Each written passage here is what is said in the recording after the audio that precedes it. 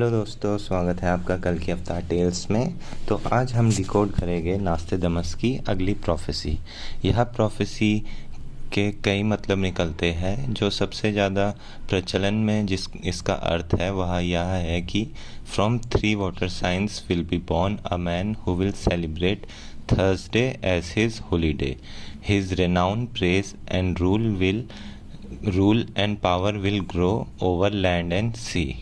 तो इसका यह मतलब निकलता है कि 3 जल चिन्हों के साथ जिसका जन्म होगा।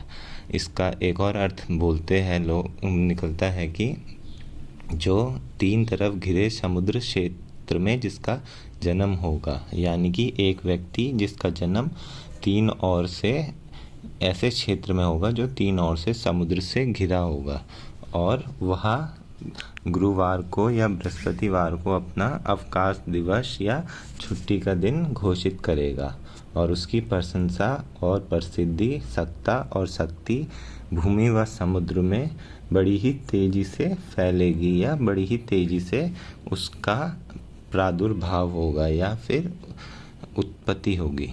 अब इसी प्रोफेसी का हम पहले डिकोड करते हैं कि इसका क्या तात्पर्य निकलता है। तो डा और ला का मतलब यहाँ पे आता है ऑफ द, यानी कि से या की या का वह व्यक्ति जन्म लेगा। क्वाटिक एक फ्रेंच शब्द है जिसका अर्थ आता है क्वालिटी।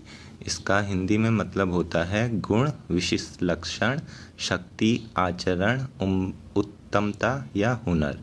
यहाँ पे जो मुक्तिदाता है उनकी क्वालिटी की बात की गई है, ना कि किसी ऐसे क्षेत्र की जो 3 ओर से समुद्र से घिरा हो।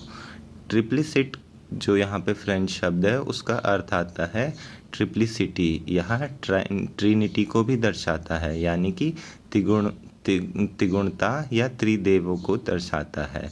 और नास्त्रा का मतलब हुआ बॉर्न, यानी कि जन्म या उत्पत्ति। तो यहाँ पे हम समझ सकते हैं कि जो मुक्तिदाता होंगे वे 3 गुणों के साथ या 3 शक्तियों के साथ या 3 उत्तमता के साथ उनका जन्म होगा, और वो त्रिगुणता या त्रिदेवों की शक्ति से उनकी उत्पत्ति होगी या उनका जन्म होगा।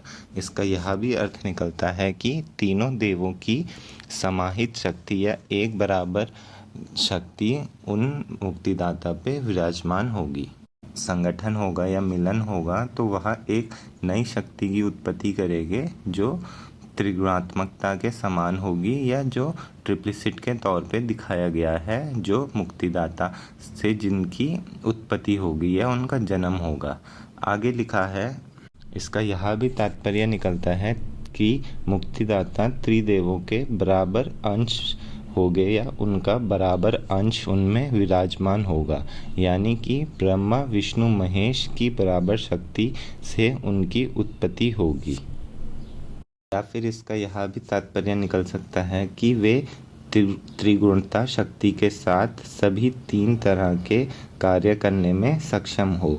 या फिर हमें यहाँ भी देखने को मिल सकता है कि वे तीनों तरह के कार्य कर पाए, जैसे कि हमारे ब्रह्मदेव है जो वेदों यानी कि ज्ञान के लिए माने जाते हैं तथा जिन्हें इस सृष्टि का निर्माता या क्रिएटर भी कहा जाता है। दूसरे हुए हमारे विष्णुदेव जो धर्म की स्थापना यानी कि धर्म की विजय यानी कि विष्णु भगवान जो एक परिरक्षक भी माने जाते हैं धर्म के, और सृष्टि के पालनहार के तौर पे भी अपनी भूमिका निभाते हैं।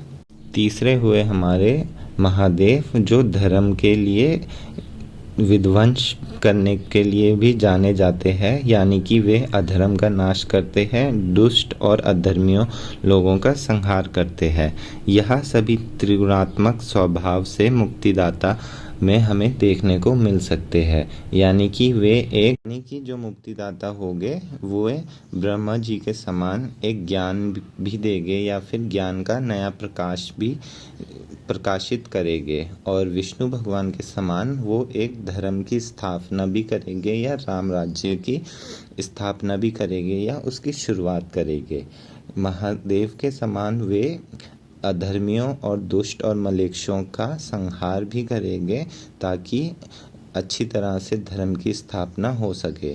तो हमें यह तीनों गुण उनकी पर्सनैलिटी या यह तीनों योग्यताएं उनके जीवन काल में या उनके जीवन की परिस्थितियों में देखने को मिल सकती है।